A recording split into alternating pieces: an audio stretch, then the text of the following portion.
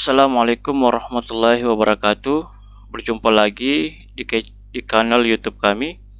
Pada video kali ini kita akan membahas mengenai persiapan tes P3K Guru dan PPG 2022.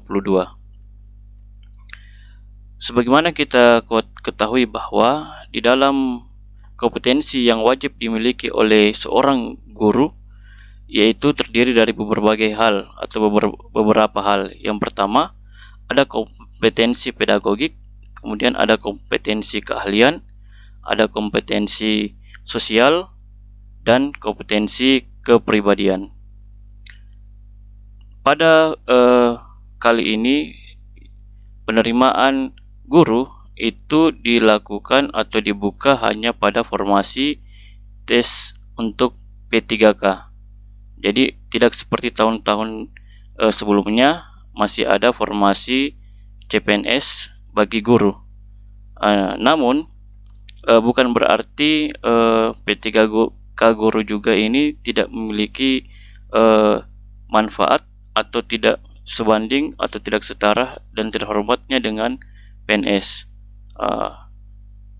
Ini hanya masalah status, namun tujuan serta apa yang didapat dan diterima, hak dan kewajibannya sama seperti ASN lainnya. Oke.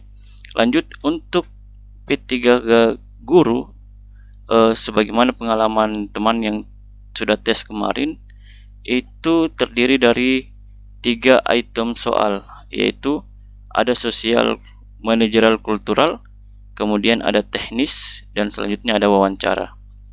Pada soal teknis khususnya, yaitu ada 30 soal adalah soal kompetensi pedagogik.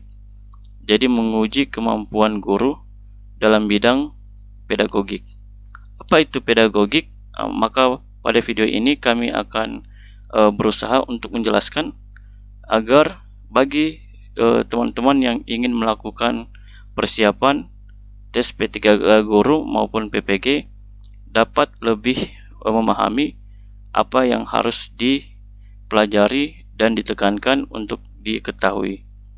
Lanjut kita ke slide berikutnya. Adapun pengertian kompetensi pedagogik baik dalam segi sejarah, fungsi, tujuan, dan manfaatnya. Secara umum, pengertian pedagogik adalah suatu ilmu yang mempelajari tentang bagaimana cara membimbing anak didik, cara menghadapi anak didik, apa saja tugas tenaga pendidik, dan apa tujuan mendidik seorang anak. Ya. Kemudian selanjutnya, pedagogik merupakan suatu ilmu pengetahuan yang wajib dikuasai oleh para tenaga pengajar, di mana di dalamnya terdapat kajian tentang proses pengajaran dan pembelajaran, cara mengelola tempat belajar mengajar, organisasi sekolah, dan interaksi guru dan pelajar. Jadi dapat disimpulkan bahwa pengertian kompetensi pedagogik yaitu sebagai suatu kemampuan yang dimiliki oleh seorang guru atau seorang tenaga pengajar dalam mengelola proses pembelajaran para peserta didiknya. Jadi intinya adalah kemampuan guru dalam mengelola proses pembelajaran para peserta didik. Baik, sampai di sini kita sudah mengetahui apa itu pedagogik. Nah, selanjutnya mari kita lihat sejarah pedagogik. Secara etimologis, istilah pedagogik berasal dari bahasa Yunani yang dibagi menjadi 2, yaitu pais yang berarti anak dan agi atau pedagogia yang mengandung arti pergaulan dengan anak-anak. Pada masa Yunani kuno, istilah pedagogia biasanya digunakan pada budak yang sedang mengawasi pendidikan anak majikannya. Hal tersebut termasuk mengantarkan anak ke sekolah atau tempat latihan, mengasuhnya, dan membawakan perbekalannya seperti membawakan alat musiknya. Kemudian selain itu, istilah pedagogos berasal dari kata pait dan agagos. Dalam bahasa Yunani artinya anak dan membimbing atau memimpin. Inilah awal munculnya istilah pedagogik yang mengandung arti suatu ilmu dan seni dalam mengajar anak-anak. Jadi pada masa dulu itu untuk para budak yang menjadi pengasuh majikannya.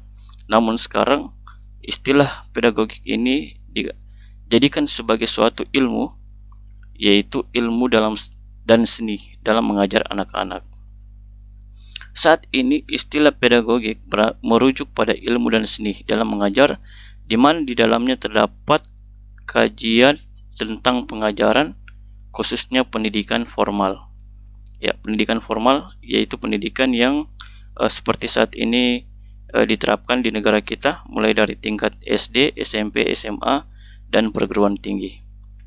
Selanjutnya yang perlu kita ketahui adalah bagaimana program pengembangan etika profesi guru. Pemahaman tentang substansi pengajaran dan pembelajaran yang meliputi ilmu pengetahuan, budaya, keterampilan, nilai, dan sikap dalam integrasi sekolah dan pendidikan. Ya, kemudian selanjutnya adalah pemahaman mengenai dimensi pedagogik, khususnya yang berhubungan dengan etika profesi dan nilai-nilai kemanusiaan. Kemudian pemahaman terhadap program pendidikan yang berbasis pada proses dan hasil yang dilakukan dalam keseluruhan perilaku dan pekerjaan kependidikan. Terakhir, pemahaman tentang metode proses pengembangan kegiatan belajar mengajar berdasarkan perspektif lintas kurikuler secara aksiologis dengan menggunakan perangkat teknologi. Jadi ini adalah tujuan dimensi pengembangan etika profesi guru. Ya, mengembangkan substansi, kemudian mengembangkan nilai-nilai kemanusiaan, kemudian mengembangkan perilaku dan pekerjaan pendidikan, dan selanjutnya adalah penggunaan perangkat teknologi. Selanjutnya yang perlu kita ketahui adalah tujuan kompetensi pedagogik.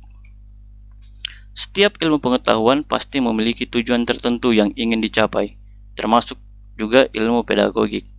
Adapun beberapa tujuan kompetensi pedagogik adalah: satu adalah memanusiakan manusia. Maksud dari arti memanusiakan manusia adalah menciptakan seorang manusia yang dewasa sehingga dapat menjalani kehidupannya dengan mandiri dan bahagia. Kemudian yang kedua adalah memahami jati diri, agar anak didik mampu memahami dan menjalani kehidupannya di masa yang mendatang, dapat memenuhi kebutuhan hidupnya sendiri, serta hidup secara bermakna. Kemudian selanjutnya adalah melatih keberanian, agar anak memiliki keberanian dalam bertanya dan mencari jawaban dari pertanyaannya tersebut. Kemudian terakhir adalah mengembangkan kepribadian, yaitu adalah agar anak dapat menjadi seorang yang berkepribadian baik sehingga dapat menghadapi kehidupannya kelak.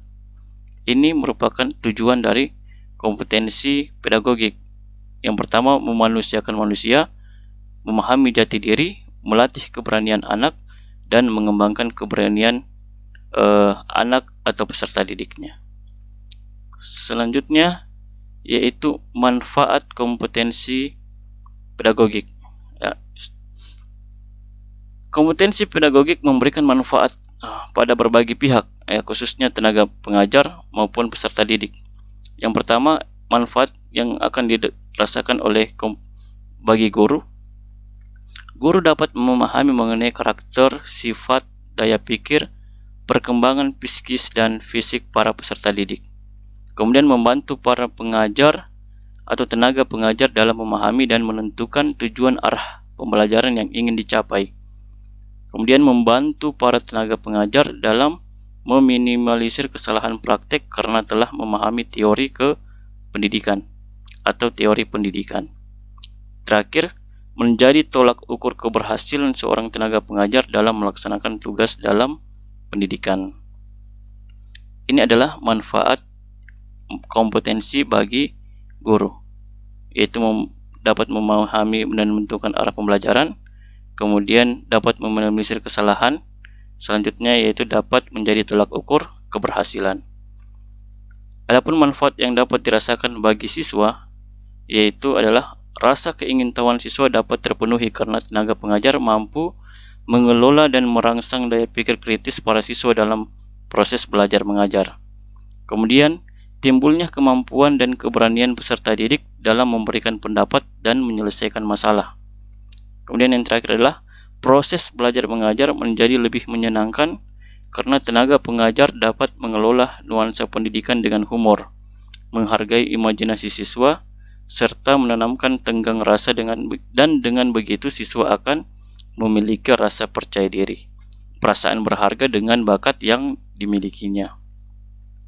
Ya, adapun adalah kesimpulannya, manfaat yang dapat dirasakan bagi siswa adalah timbulnya kemampuan dan keberanian, kemudian proses belajar menjadi lebih menyenangkan, dan yang berikutnya adalah rasa keingintahuan siswa dapat terpenuhi.